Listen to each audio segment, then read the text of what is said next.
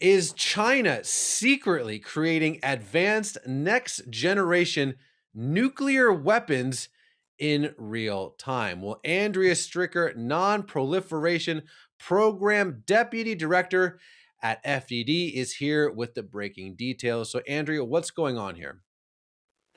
Great to join you. Well, there's new US reporting from CNN that the administration has detected China working on these next generation nuclear warheads, which it's actually been doing for some time. But that the 2020 test that the US alleges happened covertly in China was actually aimed at developing these next gen warheads. And essentially, what that means is that China is violating an informal global nuclear test ban on nuclear explosive testing that it signed up to as of 1996. So the US alleges that it's conducting these explosive tests in secret. They're producing a nuclear yield, so actually sustaining a chain reaction. And that's giving China unfair testing data that countries like the US, France, Great Britain, that also have nuclear weapons, are not privy to. So, what do these next generation nuclear weapons do? Are they more of the same, or is there something different about them? Essentially, China is aiming to develop smaller, so called tactical nuclear warheads. So, something that they could likely fire from a MIRV system, so multiple independent reentry vehicle system. So, essentially, one missile that would carry multiple small nuclear warheads. And it's my understanding that they may be looking at how to put these in space, even. And so, I think Washington is smart to be calling out publicly China's violations and its secret nuclear testing, and really putting a spotlight on them for the world to see. Wow, that is some Star Wars stuff, putting nuclear weapons in space. But maybe more back to Earth. What do you think this says about China's intentions on the global geopolitical sphere?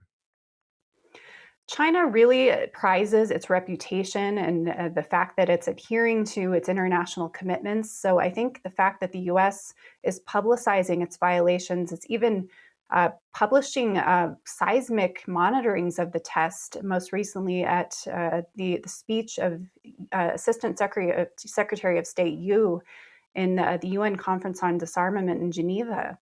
uh, Putting this out there for the other nuclear weapon states and the non-nuclear weapon states to see, and also notably right ahead of the NPT review conference. It's a review conference that the countries that have signed up to the Non-Proliferation Treaty undertake every 5 years, and that's about to happen from April to May of this year.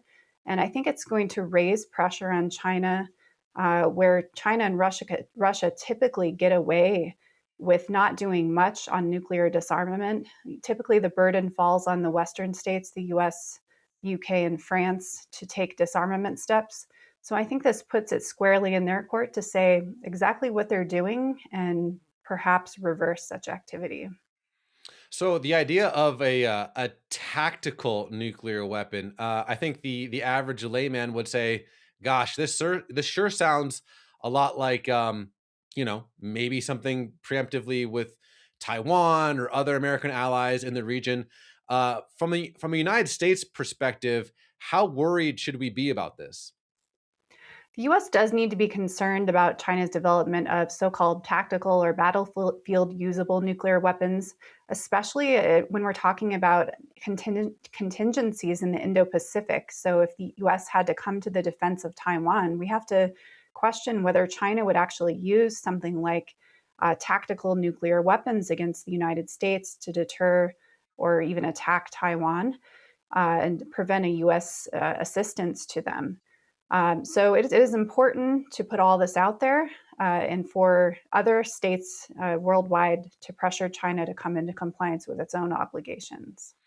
Okay, so now that the United States has kind of publicized this, maybe in closing, my friend, what's the next thing that's going to happen? What's the next step? What should we be looking for? Okay, hey, we're calling out China for, you know, building these next generation tactical nuclear weapons. Now what? Well, the Trump administration is calling for a new arms control agreement. They've said that China is unwilling to discuss trilateral arms control with Russia as well. And so I think it really puts a lot of pressure on China to make good on its NPT obligation to engage in good faith arms control talks. And I don't know, honestly, whether Beijing would be willing to open its system, its nuclear sites, to the type of inspections that the US and Russia have submitted to all these years under various US Russia arms control agreements. Uh, but China does risk creating a trilateral arms race if it continues along this path. Wow. Well, scary stuff. Andrea Stricker, thank you so much for your time, my friend. Thank you.